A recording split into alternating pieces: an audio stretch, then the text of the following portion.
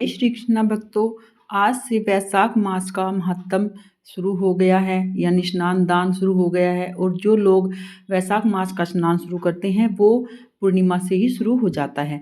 आज हम सुनेंगे वैशाख मास का महत्तम अध्याय 1। उससे पहले आप सभी को हनुमान जन्म उत्सव की हार्दिक हार्दिक शुभकामनाएं।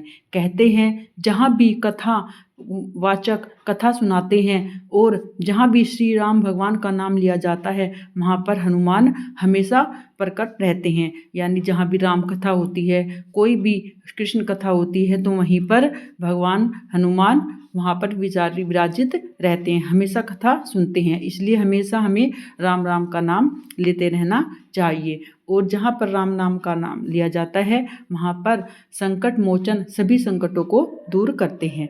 तो आइए अब हम शुरू करते हैं वैशाख मास की कथा के बारे में।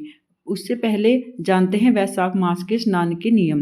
वैशाख मास के स्नान के नियम जैसे कार्तिक मास के स्नान के नियम होते हैं, वैसे ही वैशाख मास के स्नान के नियम होते हैं। जो कार्तिक मास होता है उसमें हम तारों की छाँव में नहाते हैं। वैशाख मास में थोड़े नियम बदल जाते हैं। इसमें आप पूरे दिन का व्रत भी कर सकते हैं। अगर आप व्रत करते हैं तो एक समय आप सात्विक भोजन लेंगे, लहसुन प्याज का सेवन आप बंद कर देंगे पूरे महीने के लिए अगर आप व्रत करते हैं। और दिन में आप 1-2 बार फलाहारी वगैरह ले सकते हैं। तो आप अगर स्नान करना चाहते हैं तो आप वो भी नियम ले सकते हैं। आप सूर्य उदय होने से पहले आप स्नान कर लीजिए और फिर आप तुलसी माता का पूजन करके आप फिर अपने मंदिर में दिया बाती करिए और भगवान श्री लक्ष्मी नारायण की स्तुति करिए, अभी सभी देवताओं की पूजा करिए। फिर उसके बाद आप अपनी कथा सुनिए और उसके बाद आप फिर अपना पूरे दिन का रूटीन फॉलो कर सकते हैं जो आपका होता है। आइए कथा को शुरू करते हैं। सूत जी कहते हैं, राजा अम्बरीश ने परमेष्टि ब्रह्मा के पुत्र देवऋषि नारद से पुण्यमुख वैशाख मास का महात्म्य इस प्रकार पूछा। ब्राह्मण, मैंने आपसे सभी महीनों का महात्म्य सुना है। उस समय आपने यह कहा था कि सब महीनों में वैशाख मास श्रेष्ठ है। भगवान नारायण नरश्रेष्ठ नर, देवी सरस्वती तथा महिर्षि वेद व्यास को नमस्कार करके भगवान की विजय कथा से परिपूर्ण इतिहास पुराण आदि का पाठ करना चाहिए। सूत जी कहते हैं, राजा अम्बरीश ने परमेष्टि ब्रह्मा के पुत्र देवऋषि नारद से पुण्य मुख वैशाख मास का महात्म्य इस प्रकार पूछा। मैंने आपसे सभी महीनों का महात्म्य सुना है। उस समय आपने यह कहा था कि वैशाख मास श्रेष्ठ है, इसलिए यह बताने की कृपा करें वैशाख मास क्यों भगवान विष्णु को प्रिय है और उस समय कौन कौन से धर्म भगवान के विष्णु के प्रतिकारक होते हैं। नारद जी ने कहा, वैशाख मास को ब्रह्मा जी ने सब मासों में उत्तम सिद्ध किया है। वह माता की भांति सब जीवों को सदा अभिष्ट वस्तु प्रदान करने वाला है। धर्म यज्ञ और तपस्या का सार है।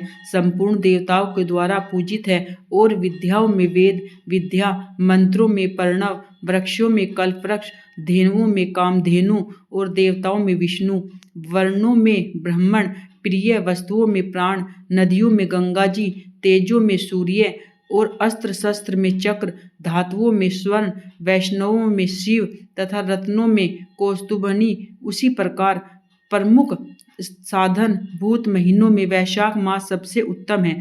संसार में इसके समान भगवान विष्णु को प्रसन्न करने वाला कोई दूसरा मास नहीं है। जो वैशाख मास में सूर्योदय से पहले स्नान करता है उससे भगवान विष्णु निरंतर प्रीति रखते हैं। पाप तभी तक गरजते हैं जब तक जीव वैशाख मास में प्रातःकाल जल में स्नान नहीं करता है। राजन, वैशाख मास के महीने में तीर्थ आदि देवता उस बाहर के जल में सदैव स्थिर रहते हैं। विष्णु भगवान की आज्ञा से मनुष्यों का कल्याण करने के लिए सूर्योदय से लेकर 6 दंड के भीतर तक वहाँ तक मौजूद रहते हैं। वैशाख के समान कोई दूसरा मास नहीं है। सतयुग के समान कोई युग नहीं है। वेद के समान कोई शास्त्र नहीं है और गंगा जी के समान कोई तीर्थ नहीं है। जल के समान दान नहीं है, खेती के समान धन नहीं है और जीवन से बढ़कर कोई लाभ नहीं है।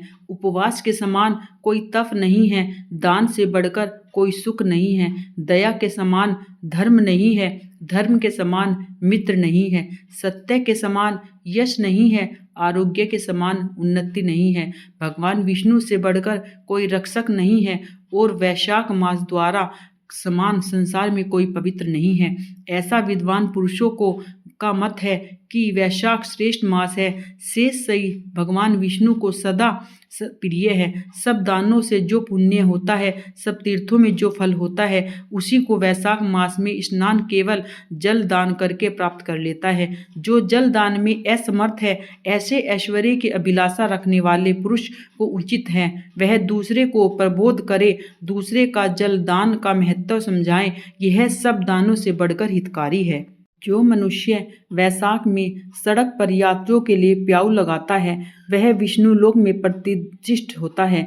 नरश्रेष्ठ प्रापादान देवता, पितरों तथा ऋषियों को अत्यंत प्रिय प्रीति देने वाला है। जिसने प्याऊ लगाकर रास्ते के थके मंदे मनुष्यों को संतुष्ट किया है, उसने ब्रह्मा, विष्णु और शिव आदि देवताओं को संतुष्ट किया है। राजन, वैशाख मास में जल की इच्छा रखने वाला जल को छाया में रखने वाला और छाता और पंखे की इच्छा रखने वाला पंखा देना चाहिए। राजेंद्र, जो प्यासे से जो पीड़ित मनुष्य महात्मा पुरुषों के लिए शीतल जल प्रदान करते हैं, वह उतने ही मात्र से 10,000 राजसूय यज्ञों का फल पाते हैं। धूप और परिश्रम से पीड़ित मनुष्यों ब्राह्मण को पंखा डुलाकर हवा करता है, वह उतने ही पापों से निष्पाप होकर भगवान का पार्षद हो जाता है। जो मार्ग से थके हुए श्रेष्ठ द्विज को वस्त्र से हवा करता है, वह उतने ही मुक्त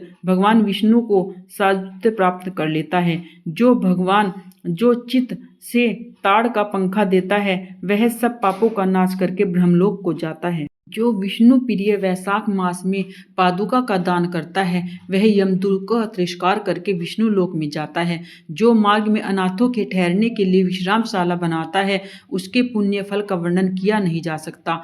मध्य में आए हुए ब्राह्मण अतिथि को यदि कोई भोजन दे तो उसके फल का अंत नहीं है। राजन, अन्न दान मनुष्यों को तत्काल तृप्त करने वाला होता है। इसलिए संसार में अन्न के समान कोई दान नहीं है। जो मनुष्य मार्ग के थके हुए ब्राह्मण के लिए आश्रय देता है, उसके फल पुण्य का कोई वर्णन नहीं किया जा सकता। भोपाल, जो अन्न दान वह माता पिता का स्मरण कर देता है, इसलिए तीनों लोकों के निवासी अन्न दान की ही प्रशंसा करते हैं। माता और पिता केवल जन्म के हेतु ही पर अन्न देकर पालन करते हैं। मनीषी पुरुष इस लोक में उसी को पिता कहते हैं। तो ये थी महत्तम अध्याय 1 कथा वैशाख मास की। आइए अब सुनते हैं श्री लक्ष्मी नारायण धुन।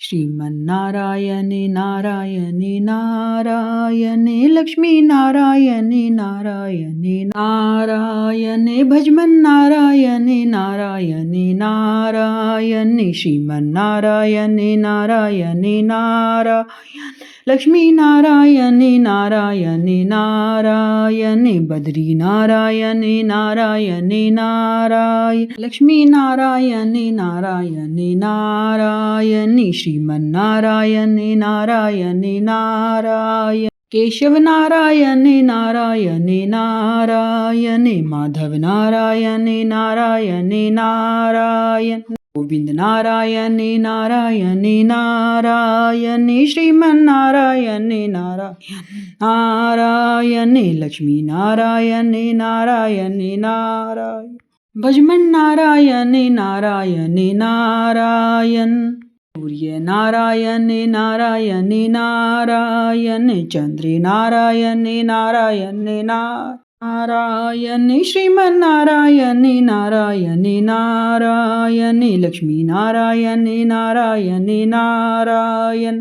नारायणे नारायणे नारायणे भजमन नारायणे नारायणे नारायण श्रीमन्नारायणे नारायणे नारायणे लक्ष्मी नारायण नारायणे नारायण मा नारायणे नारायणे नारायणे श्रीमन्नारायणे नारायण नारायण लक्ष्मी नारायणे नारायणे नारायणे श्रीमन्नारायण नारायण नारायणे लक्ष्मी नारायणे नारायणे नारायण श्रीमन्नारायणे नारायणे नारायणे केशव नारायणे नारायणे नारायण माधव नारायण नारायण नारायण गोविंद नारायण नारायण नारायण श्रीमन नारायण नारायण नारायण लक्ष्मी नारायण नारायण नारायण।